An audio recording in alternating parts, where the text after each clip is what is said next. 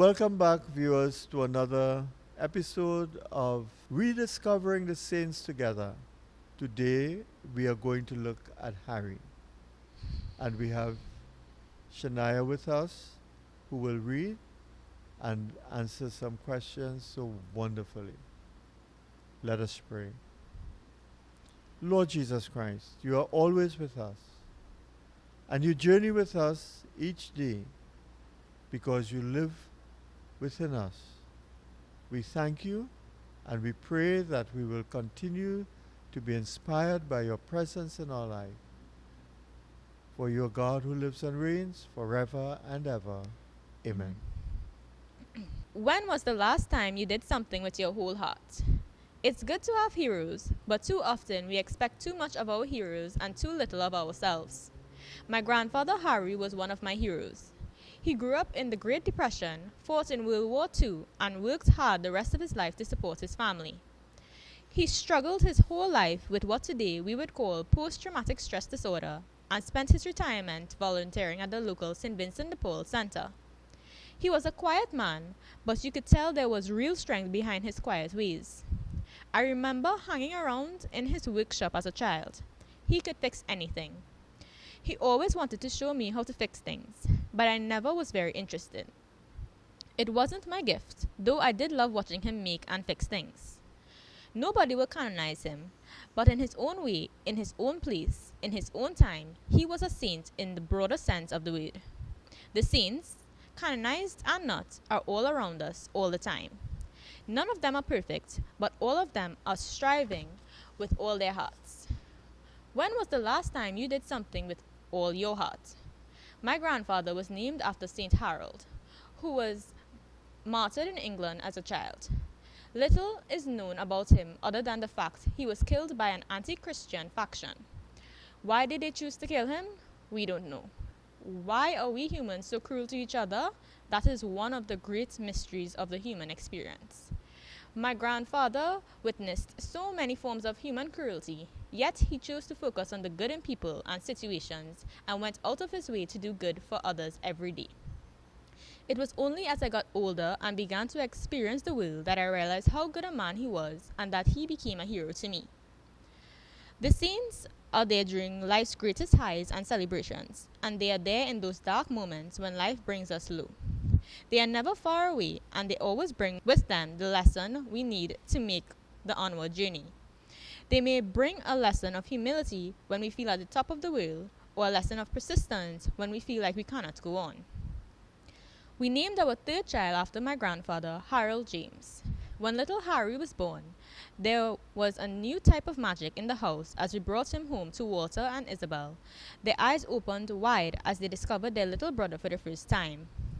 Their awe and innocence as they took his tiny hands in theirs, and the way they instantly loved him and were concerned with him, was beautiful to witness. For weeks, in different ways, they would ask if he needed anything. They didn't know what he needed, but they knew he needed. And don't we all? We need. It's part of what it means to be human. Harry is 5 now, and already grown into a fine young man. He has incredible intuition and a great sense of caring for others. He is sensitive. He feels things deeply, and he is also very attuned to other people's feelings. Once he decides to do something, he throws himself into it with his whole heart. Even when he roars like a lion, his whole little body trembles. I am excited to watch him grow as his life unfolds and honored to be able to accompany him in some way along the path. Everything is an opportunity to create holy moments, to grow in holiness, and to become a better version of ourselves. Parenting is an endless opportunity, but so is being a sibling. Earlier we speak about Saint Benedict. His sister, Scholastica, is also a saint. This leads us to question ourselves in a very practical way. Am I helping my siblings become the best version of themselves? Do my words and actions encourage them to love God and create holy moments? The saints are always swirling around us, coming in and out of our lives when we need them most, and pointing out every opportunity to create more holy moments. Being a parent, being a sibling, being a spouse, work and play, friendship and community, sickness and health. Every moment is a chance to create one more holy moment. How will you collaborate with God to create your next holy moment? Is your heart in it? Is it a wholehearted collaboration? How will you collaborate to create the next holy moment in your life with all your heart? Honestly, Father, I will Yes. have to pray about it. No, we all have to pray about it because the Lord says, be holy as I, the Lord your God, am holy. So we are in this world striving for holiness, forming our conscience after God. That is how we become holy, by giving ourselves without counting the cost, without thinking of the materialistic things of life, although we are living in this world, as Jesus beautifully says in John's Gospel, Father, I pray for them. I am not asking you to take them out of this world, but there are people living in this world, but not of this world. So it says to us in holiness, are we people of this world or just people living in this world? What do you think? For I yourself. think for myself, I would think it's a little bit of both. As in, I'm now, as a young person, trying to actually form a connection which may not have been there before with Jesus. And going through that process, I realized things I did before may not be people who are of this world or in this world. I'm just doing it for doing its sake. I'm just living to pass time when I should be trying to live in God and through God in everything I do. But then it asks the question, are you doing what you're doing, even praying or going to church or helping others or even studying? Are you doing it from the depths of your heart? I think I am. Good. Excellent. That is all we can do. Try our best. And just give our best in life. Let it come from the heart. And it only comes from the heart, really, when I believe you have formed your conscience after God and it is free. What do you think of that? I think that's an excellent thing for you to say, especially for our viewers at home. What about you, Father? How are you collaborating with God in your life? By trying my best to do His will. Really and truly to tell you, I don't know what His will is. It's so very difficult. But I'm doing so many things and I'm enjoying doing what I am doing.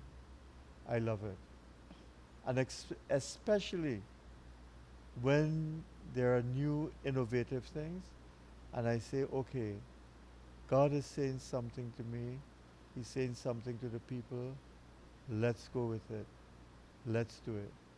Because it's part of bringing God's message. And because of that, I would think, forward thinking. I don't think about today, Today is already finished. Yesterday is gone. Today is finished. But what is tomorrow? How could you use yesterday and today for tomorrow? And tomorrow is not tomorrow. Tomorrow is like a year, 2 years forward. Where do you want to bring things in life? That in itself is so exciting. And we got to think beyond today and plan for that tomorrow, 5 years down the line. No problem. Because it takes a long time to get where you're going. For example, what we are doing here, this was thought about almost 15 years ago. It's now happening.